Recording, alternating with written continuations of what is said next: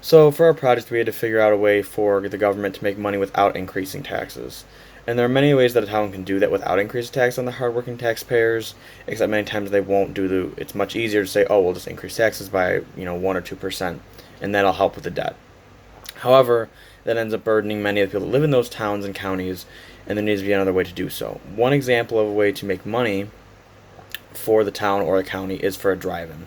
Drive-ins, especially, are becoming more popular today with the COVID pandemic. Many people are more likely to go to drive-in than an inside movie theater because there's a lot less people in the area. It's only you and your car, you and your friends, instead of an entire, theater of people. Not to mention, in many theaters now, they're going to require mask usage, and for the most part, it isn't very fun walking in and watching in a movie theater with a mask on. It's more fun, being outside and watching at a big screen. For the drive-in, in my example, it would be ran by either Erie County or by the town of West Seneca. There are many costs to this drive-in, but the income, in at least in a few years, would outnumber the costs, making it a good opportunity to make money for the budget. So in order to run a drive-in, there are many costs that do need to be paid for this to be able to work. The main ones are the land, the projection and sound equipment, the buildings and concession stands around the drive-in, and movie licensing. For the movie licensing, there would have to be a public performance license agreement. For example, I could not just walk outside and put a screen in my front of my house and have 100 people come and watch it. I need to be licensed. I need to be allowed to be able to show movies.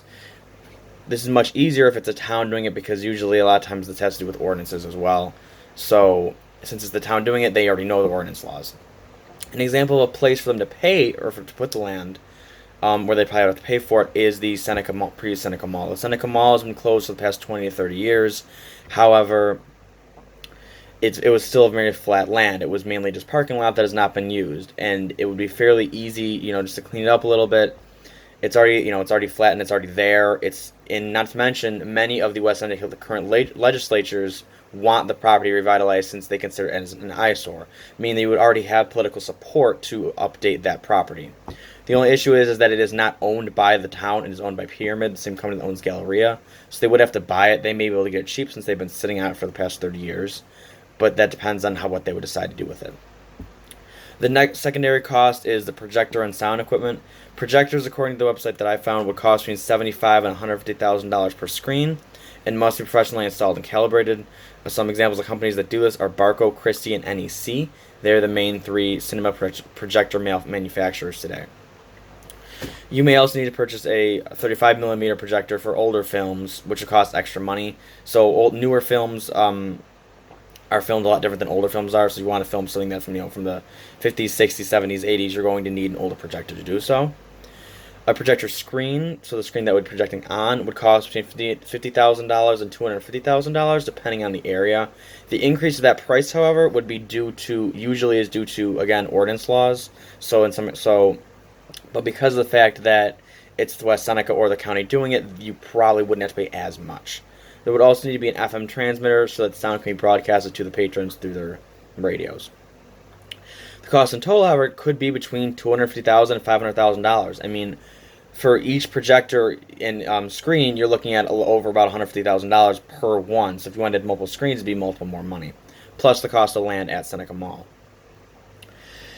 But while this giant upstart cost, looking at between $500,000, possibly $1 million at the most, probably around $500,000 is a good place to look at it, is heavy. A drive-in movie theater may be able to make $100,000 to $150,000 per year, meaning that if it costs $500,000 total within 5 years or less, you would already be able to pay off, and within that money, you now would have a steady income of money coming in every single year that you could then use for other projects for the town or for the county. This money would predominantly come from ticket income and concessions. Ticket income is the smaller percentage because of the fact that due to licensing, you really only make about 10% on income from the ticket sales. Most of it goes to the companies that make the movies themselves. For example, at Regal, Disney takes in most of the profit, not the Regal movie theater. The money would mainly come from concessions. There could you could increase the amount of revenue you're coming in if you sold alcohol and more meal-oriented foods, like an actual full meal or menu instead of just snacks. The town also could rent concessions to other companies such as Lloyd's or Leo's or other food trucks, and instead of the town selling it themselves. but this may be counterproductive as concessions are the main bread and butter to a theater and to a drive-in, and it would depend on how much they'd be costing, and there would be other costs of that as well. So if majority of the money is coming from concessions, you may want to have it as a regular owned by the town instead of having another company come in and do it instead. This could be decreased. The total amount of payment for licensing for the ticket sales could be decreased with older movies, since it is cheaper to license them and way cheaper to show older movies. But it comes down to how many people are you going to have come to the theater if it's older movies.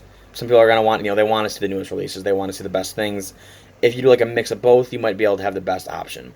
But with these numbers, while it may cost a good $500,000 to have this set up between the projectors, the equipment, and the land and the licensing, considering the fact that you could probably make almost $150,000 every single year, within a few years it'd be profitable enough that you'll be able to have a steady income every single year once that original investment is paid off.